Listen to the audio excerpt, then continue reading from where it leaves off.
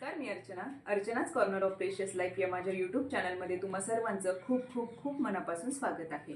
मित्रांनो, आजचा व्हिडिओ खूप स्पेशल असणार आहे, कारण आज मी तुमच्यासाठी घेऊन आलेली आहे एक अतिशय सुंदर असं घरगुती पद्धतीने बनवलेलं हेअर ऑइल. तर आज आपण बघत आहोत की सगळ्यांना केस गळतीची समस्या खूप भेडसावत आहे. त्याचप्रमाणे केसांमध्ये कोंडा होणं, केस वृक्ष होणं, केस गळती होणं, केसांना फाटे फुटणं, केस विरळ होणं, त्याच पद्धतीने केस डोक्यावरती टक्कल पडणं, तर अशा विविध प्रकारच्या समस्यांनी लोक ग्रस्त झालेले आहेत. आणि म्हणूनच अतिशय उत्तम पद्धतीचं आयुर्वेदिक पद्धतीने बनवलेलं, घरगुती पद्धतीने बनवलेलं अतिशय सुंदर गुणकारी असं आयुर्वेदिक तेल मी आज तुमच्यासाठी घेऊन आलेली आहे. तर आता आपण साहित्याची एक एक करून ओळख करून घेऊया. सगळ्यात प्रथम तर आपल्याला लागणार आहे नारळाचं तेल. तुमच्याकडे घाण्यावर तयार केलेलं शुद्ध नारळाचं तेल असेल तेही चालेल. माझ्याकडे नव्हतं, त्यामुळे मी पॅराशूटची 500 ml ची बाटली घेतलेली आहे. त्यानंतर हे आहेत मेथी दाणे. मेथी दाण्यांना मोड आणण्यासाठी मी 3 दिवसांपासून कोरफडीमध्ये पेरून ठेवलेले होते. आज ते बाहेर काढले आणि त्याला सुंदर असे मोड आलेले आपल्याला दिसत आहेत. त्यानंतर हे आहे आवळे. आवळे सुद्धा मी स्वच्छ धुवून चिरून घेतलेले आहेत. हे आहेत जवस, 2 चमचे आहेत. ही आहे कलोंजी, ती देखील 2 चमचे आहे. त्यानंतर काही औषधी वनस्पती मी घेतलेल्या आहेत. हे आहे दगडी पाला. तुमच्याकडे याला काय म्हणतात मला कमेंट बॉक्समध्ये नक्की कळवा. भृंगराच्या जातीपैकीच ही एक प्रजात आहे. अतिशय गुणकारी औषधी वनस्पती ही आहे. विविध आजारांवर ती अतिशय गुणकारी अशी आहे. त्यानंतर हा ताजा कढीपत्ता मी घेतलेला आहे, स्वच्छ धुवून पुसून घेतलाय. तुमच्याकडे वाळलेली पाने असतील तर तीही चालतील. ही जास्वंदीची वाळलेली फुलं. तुमच्याकडे ताजी असतील तर ताजी घ्या. मला मिळाली नाहीत म्हणून मी काही दिवसांपूर्वी वाळवून ठेवलेली फुलं घेतलेली आहे. त्यानंतर ह्या 7-8 लवंगा आहेत. 2 व्हिटॅमिन ईच्या कॅप्सूल आहेत. आलं आहे. वडाच्या कोवळ्या पारंब्या आहेत. कोरफड आहे. कोरफडीला मी स्वच्छ धुवून पुसून असे काप करून घेतलेले आहेत. जास्वंदीची पानं, लिंबाची पानं आणि संत्र्याची ओली साल. तर अशा पद्धतीने या सगळ्या साहित्याची आपण जमवाजमव करून घेतलेली आहे. तर आता आपण कृतीकडे वळूयात. सर्वप्रथम मी गॅसवर एका लोखंडी कढईमध्ये आपले खोबरेल तेल ओतून घेतलेले आहेत आणि 15 मिनिटांपासून मंद गॅसवर त्याला तापवण्यासाठी ठेवलेले आहे. आता तेल व्यवस्थितरित्या तापलेले आहेत. हाताला आपल्याला गरम जाणवायला लागलं की समजायचं आपलं तेल व्यवस्थित तापलेलं आहे. तर आता सर्वप्रथम आपण करणार आहोत कलोंजी आणि मेथीच्या दाण्यांची भरड. याला आपण मिक्सरमधून दळून घेऊया.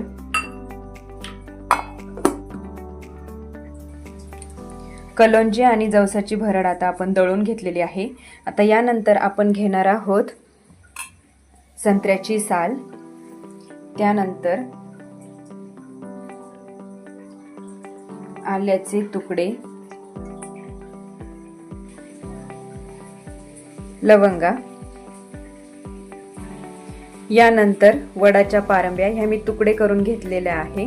आणि आता आपल्याला हे सर्व परत एकदा जाड्या भरडं असं दळून काढायचं आहे. तर आता इथे आपण आलं, पारंब्या आणि लवंगांची भरड काढून घेतलेली आहे. आता यानंतर आपण बाकीचे जिन्नस दळून घेऊयात. तर सर्वप्रथम आपण टाकत आहोत मेथी दाणे.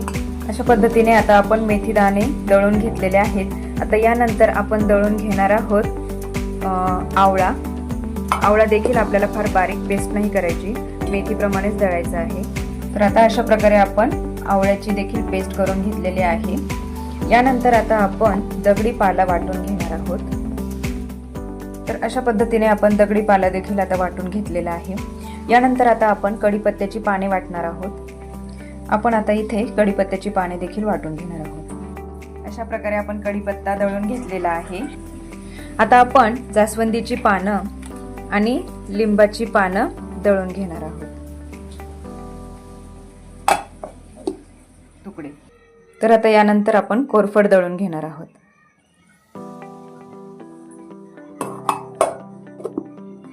कोरफड दळून झालेली आहे. आता यानंतर आपण दळणार आहोत जास्वंदीची फुलं. जास्वंदीची फुलं देखील आपण अशा पद्धतीने दळून घेतलेली आहे. तेलामध्ये टाकून घेऊया.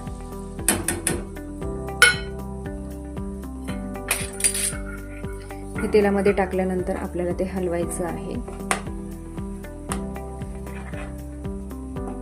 उगाचच मोठा गॅस करायचा नाही, कारण की ह्या जिन्नस यांचा अर्क उतरण्याआधीच त्या पटापट जळून जाऊ शकतात.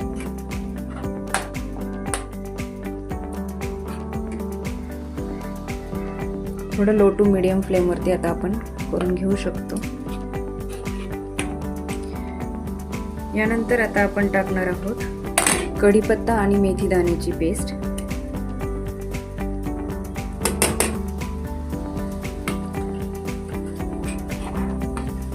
हलवत राहायचे.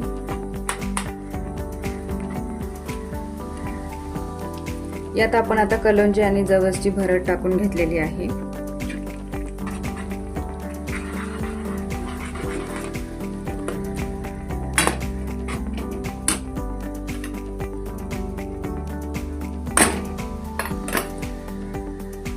आता ॲलोवेरा जेल टाकून घेतलेला आहे, म्हणजे आपण जी कोरफड दळली होती ना त्याची पेस्ट टाकलेली आहे.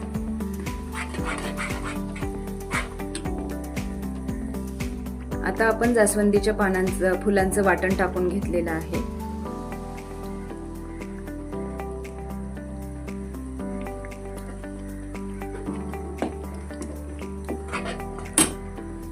गॅसची फ्लेम मी थोडीशी वाढवत आहे.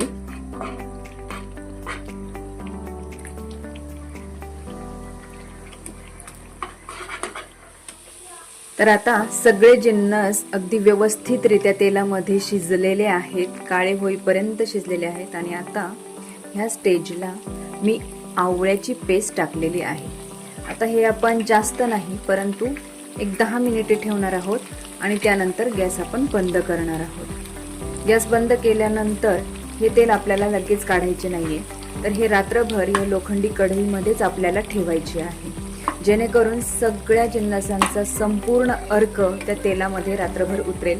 शिवाय कढई लोखंडाची असल्यामुळे आयन देखील त्या तेलामध्ये भरपूर प्रमाणात येऊन जाईल.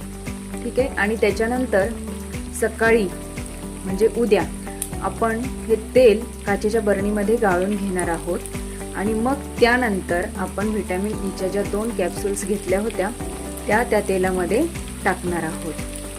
अगदी मध्यम आचेवर जरी ठेवलं तरीही चालेल. बघा, हा आवळा जर आपण सुरुवातीलाच सगळ्या जिन्नस सोबत टाकला असता तर तेल लगेच वरती आलं असतं, म्हणजे उतू गेलं असतं. त्यामुळं कधीही सुरुवातीला आवळा टाकायचा नाही. सर्व जिन्नस व्यवस्थितरित्या शिजल्यानंतर अगदी लास्ट स्टेजला आपण आवळा टाकलेला आहे. आणि एक 10 मिनिटं फक्त आपल्याला आता हे हलवत राहायचं आहे आणि मग गॅस बंद करून टाकायचा आहे. तर आता 10 मिनिटं झालेली आहेत आणि आपण गॅस बंद केलेला आहे. तुम्ही बघू शकताय सगळ्या वस्तूंचा कलर काळा झालेला आहे, म्हणजेच ते व्यवस्थितरित्या त्या तेलामध्ये शिजलेले आहेत. अशाच पद्धतीने आपल्याला ह्या तेलामध्ये हे सगळे जिन्नस शिजवून घ्यायचे आहे, जोपर्यंत त्यांचा असा काळा कलर तयार होत नाही. आता ह्या कृतीला किंवा ह्या प्रोसेसला किमान मला 1.5 तासाचा वेळ लागलेला आहे. त्यामुळे लक्षात ठेवा की 1.5 तास तुम्हाला हे तेल असं शिजत ठेवायचं आहे.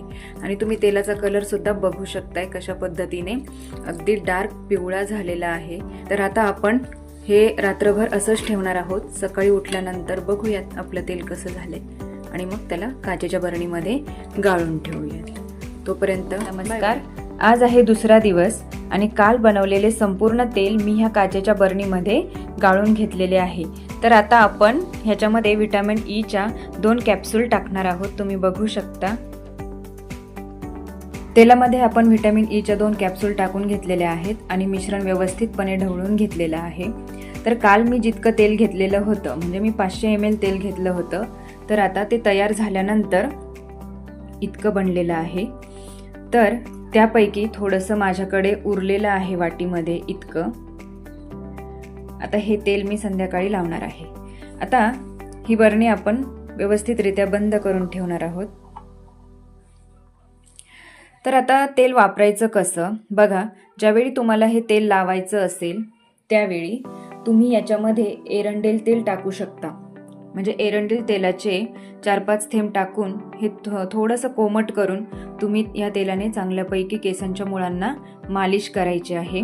ज्या दिवशी तुम्हाला केस धुवायचे असतील त्याच्या आदल्या दिवशी तुम्ही हे तेल लावायचे. तेल गाळून झाल्यानंतर जो चोथा राहिलेला होता त्याच्यात देखील भरपूर तेल होते, त्यामुळे मी एक सुती कापड घेतले आणि त्याच्यामध्ये तो संपूर्ण चोथा टाकला आणि अशा पद्धतीनं पुरचुंडी करून तो अगदी व्यवस्थित कडक पिळून घेतला आणि त्यातूनही भरपूर तेल निघालं. तर अशा पद्धतीने तुम्हीही करायचं आहे. फक्त चाळणीने गाळून होत नाही, तर राहिलेल्या चोथ्यात देखील खूप तेल असते. त्यामुळं अशा पद्धतीने एक सुती कपडा घ्यायचा आणि त्यात तो सगळा चोथा भरून तेल व्यवस्थित निपटून पिळून घ्यायचे. आपले आयुर्वेदिक तेल तयार झालेले आहे. अगदी 6 महिन्यापर्यंत तुम्ही हे आरामात वापरू शकता, कारण यात वापरलेले जिन्नस हे अगदी काळे होईपर्यंत आपण शिजवलेले असल्यामुळे त्यातला ओलसरपणा पूर्णपणे निघून गेलेला होता आणि म्हणूनच हे टिकाऊ तेल तयार झालेले आहे. तर मैत्रिणींनो, हा व्हिडिओ कसा वाटला तुम्हाला हे मला नक्की कमेंट बॉक्समध्ये लिहून कळवा, कारण की हा माझा पहिलाच प्रयत्न आहे, माझा पहिलाच व्हिडिओ आहे आणि ह्या यूट्यूबच्या प्रवासामध्ये मला तुमच्या आशीर्वादांची आणि शुभेच्छांची खूप गरज आहे. मला सहकार्य करा आणि कमेंटमध्ये छान छान लिहून पाठवा, जेणेकरून मला आणखी नवनवीन व्हिडिओ बनवण्यासाठी प्रोत्साहन मिळेल. त्याचप्रमाणे माझ्या चॅनलला सबस्क्राईब करा. तसेच माझे व्हिडिओ आवडल्यास किंवा हा व्हिडिओ आवडला असल्यास याला लाईक करा, कमेंट करा आणि तुमच्या मित्रमैत्रिणींसोबत शेअर करा. Thank you so much. भेटूया पुन्हा अशाच नवीन व्हिडिओसोबत. तोपर्यंत बाय बाय.